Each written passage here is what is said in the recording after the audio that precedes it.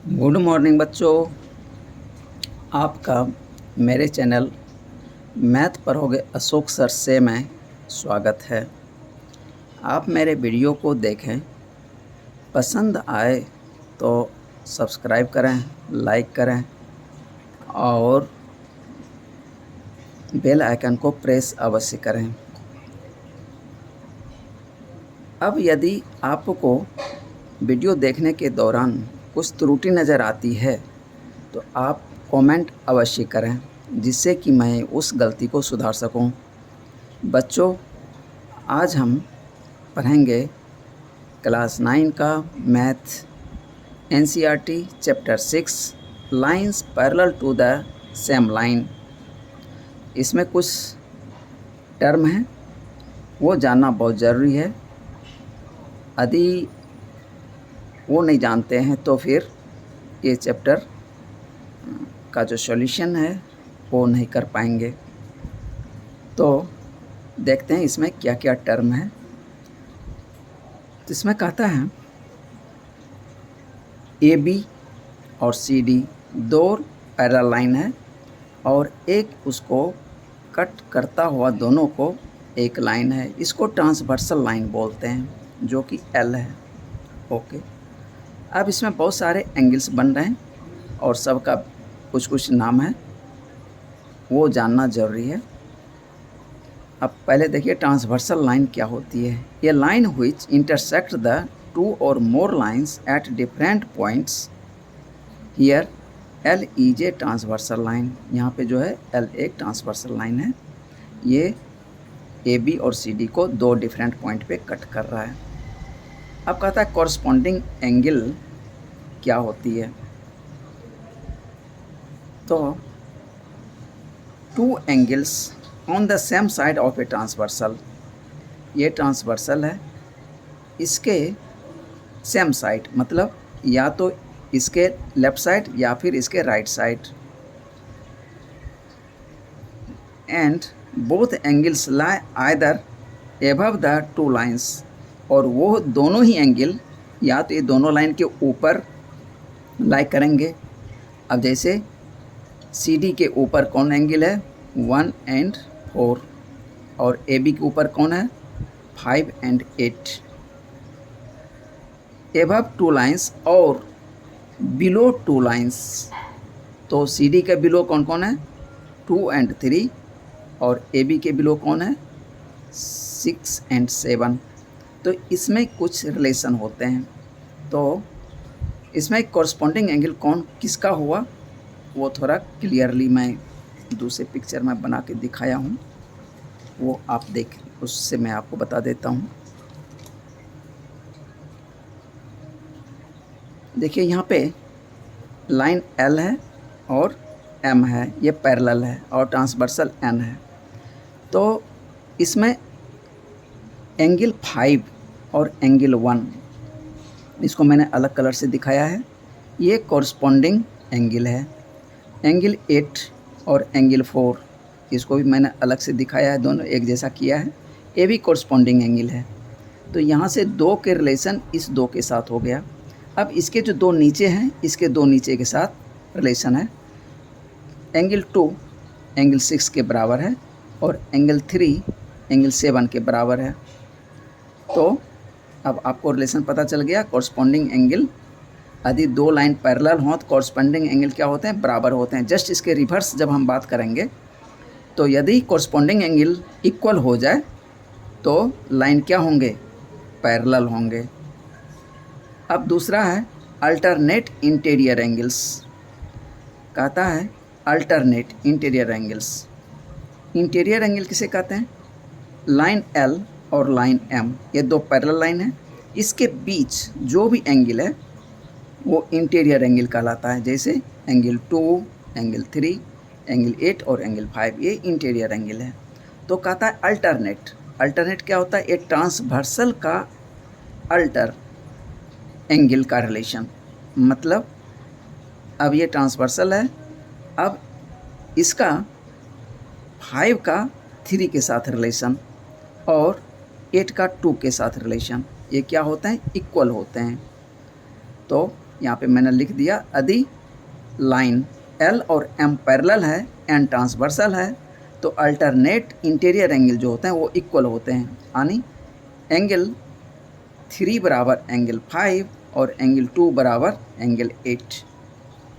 अब alternate exterior angle, तो पहले ये जाना एक्सटीरियर एंगल क्या होती है। ये लाइन L और लाइन M ये पैरेलल है, इसके एक्सटीरियर मतलब बाहर, दोनों ही लाइन के बाहर, तो इस लाइन के बाहर इस साइड हो जाएगा और M लाइन के बाहर इस साइड हो जाएगा।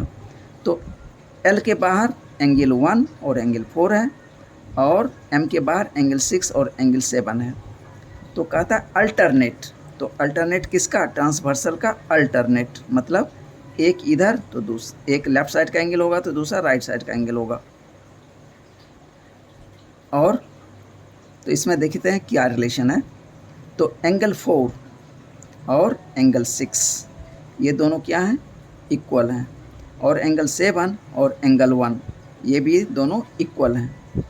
तो ये मैंने लिख दिया यहाँ पे। तो ये रिलेशन एक दो बार आप रिवाइज करेंगे तो आपको धीरे धीरे आ जाएगा।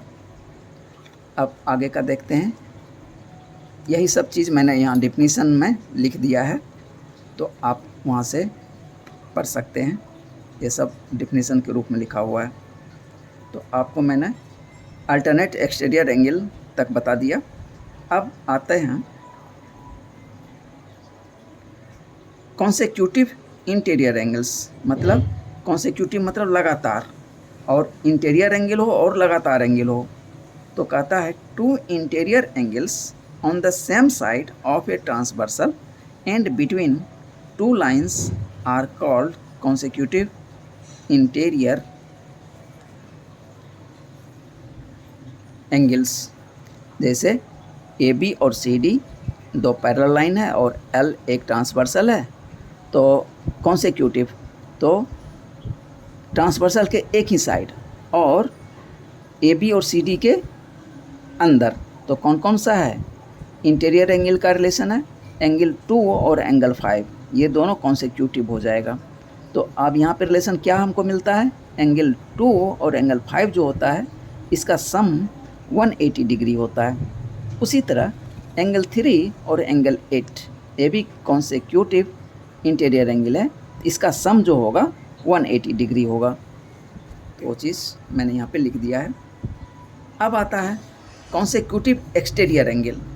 एक्सटीरियर एंगल पहले भी मैंने बताया कि जो पैरेलल लाइन है उसके बाहर इस साइड ऊपर की तरफ बाहर हो जाएगा और इधर ए बी के जस्ट नीचे की तरफ बाहर हो जाएगा। इसमें क्या रिलेशन है exterior angle consecutive exterior angle में, एंगल 4 और एंगल 7 ये कॉन्सेक्यूटिव एक्सटीरियर एंगल है और एंगल 1 और 6, तो इसमें भी वही रिलेशन है, एंगल 4 प्लस एंगल 7 बराबर 180 डिग्री और एंगल 1 प्लस एंगल 6 बराबर 180 डिग्री।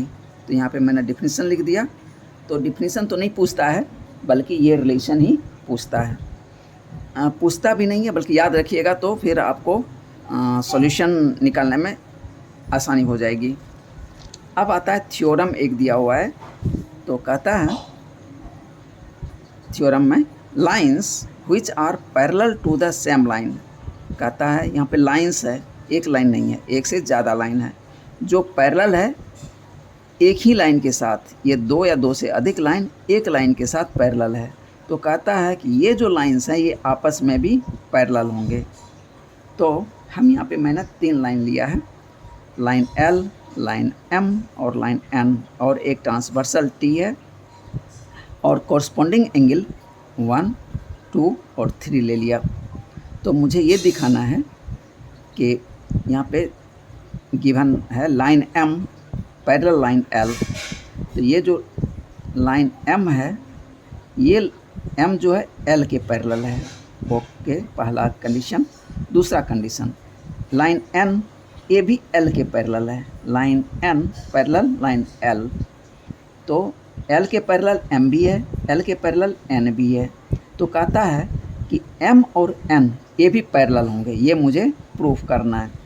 तो हम क्या करेंगे, देखिए 1 बराबर 2 है, कॉरस्पॉन्डिंग एंगल बराबर हो जाए तो लाइन पैरेलल हो जाते हैं। तो अभी मुझे कंडीशन में दिया हुआ है 1 बराबर 2 और 1 बराबर 3, तो हमको प्रूफ करना है 2 बराबर 3। तो we have line M parallel line L, M और L जो है पैरेलल है, तो एंगल 1 बराबर एंगल 2, ये इक्वेशन 1 हो गया।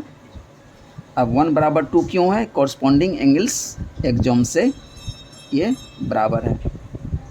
Also line N parallel line L, N भी ये भी लाइन L से पैरेलल है, इसका मतलब एंगल 1 बराबर एंगल 3, ये भी कॉरस्पॉन्डिंग एंगल्स एक्जॉम हो गया। तो अब कहता है 1 के बराबर 2 भी है, 1 के बराबर 3 है, तो मैं लिख सकता हूँ 2 के बराबर 3 है।